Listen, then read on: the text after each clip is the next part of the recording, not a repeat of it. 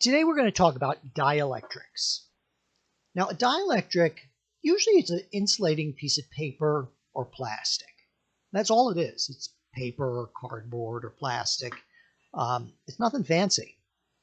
And what it does is it allows you to decrease the distance here. And you may remember that if you can get them closer and closer and closer, you increase the capacitance. Now, it increases the capacitance by some factor called K. So the capacitance with a dielectric is K. The Ci is capacitance without. Or all we do is put the K in there in the front of the regular old capacitance formula, and we're done. And you say, well, why haven't we been using this all along? We actually have. The K value for a vacuum, or if it's just air, is about 1. You can see for air, it's 1.0006. It's essentially 1 for as many significant figures as we're doing. But then we can start to increase that. We can use paraffin, which is a wax, or rubber, or paper is in the range of 3 to 7. And some capacitors even use water or alcohol, and that really increases it. So those are some ways. Glass, mica is a type of rock. Those are ways to really increase your capacitance. Now, how do they work, and why do they do this? The molecules inside the dielectric, inside the paper or the plastic, will line up. If this is positive, well, this will be negative. If this plate over here is negative, well, the positive charges inside the paper or the plastic or the glass will line themselves up. This tends to lower the electric field. And there's an inverse relationship between electric field and capacitance. We don't need to worry about the math right now. There's a thing called a stud finder that lets you find boards in the wall. And it actually works with capacitance. I want to show you some applications. And if you've ever used these, they're like a little yellow box usually, and you slide it on the wall, and at least mine, it goes doo-doo-doo-doo, makes a little noise, and then it lights up to tell you where the stud is. There's like an arrow, a yellow arrow on mine to tell me where it is, or a red arrow, excuse me. So there's capacitor plates, and when they hit the wood, that's a dielectric that changes the capacitance, and it triggers something inside the machine to tell us where the board is. And it's really good if you want to hang a picture, or you need to do some work and you need to know where the studs are in the wall. Keyboards also work this way. So they're not like a typewriter where the old typewriters you had to push down really hard and it moved a little lever inside to, we've all at least seen typewriters, even if maybe we haven't used them, or some of us haven't used them in a long, long time. But if you push down, what there is usually like a piece of rubber here, and it's a dielectric. So by hitting the A key or the B key, you change the distance. Well, changing the distance changes the capacitance, and the keyboard detects it. Same's also use that capacitance also for touch screens. So let's now have a parallel plate capacitor, 2 centimeters by 3 centimeters, separated by a distance of 1 millimeter. We want the capacitance. So K is E sub 0. Oops, not K, excuse me. Let's start all that over. C is K, E sub 0. I think the 0 is down there.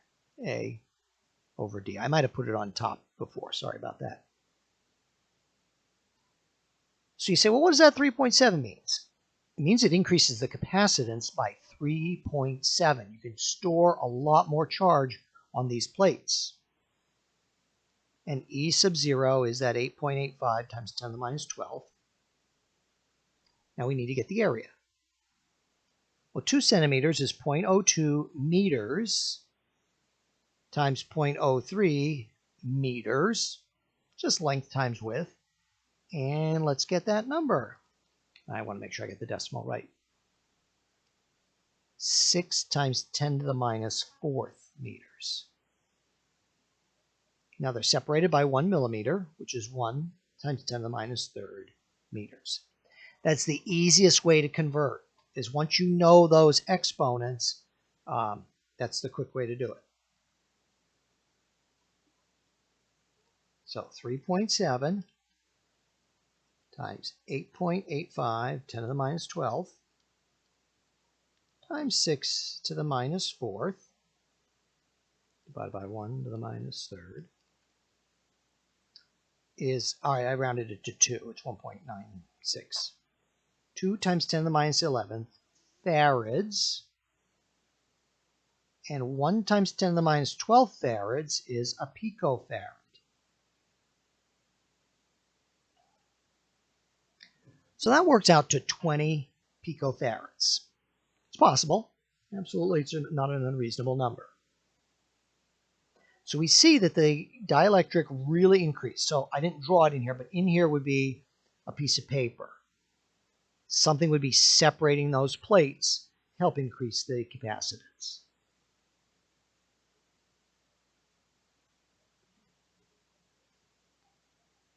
So now let's see a capacitor, and this is a good problem because we do it without a dielectric, and then we add the dielectric and we see what changes it makes.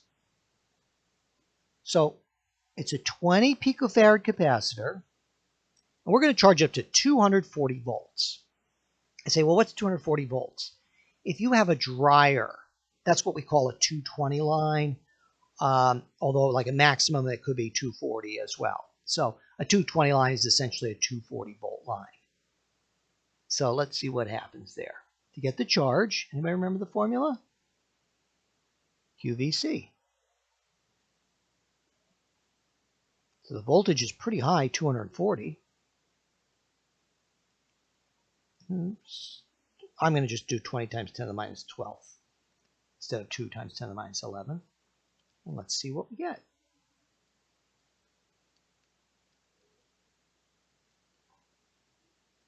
We get 4.8 times 10 to the minus 9th coulombs, which is 4.8 nanocoulombs.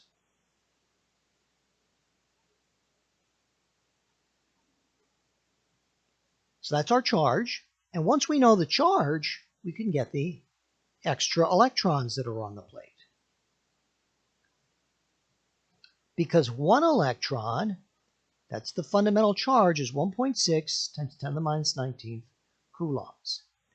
And as we said, that's the smallest charge you can get free in nature as far as we know. You can't split an electron. You cannot split a proton. So if you ever have a charge smaller than that, it's not possible. Like you can't have 10 to the minus 21st. So that works out to 3 times 10 to the 10th electrons. You say, well, what is that? That's 30 billion. 30 billion electrons extra on that capacitor. Electrons are unbelievably small. Now let's see what happens if we put a paper dielectric in there.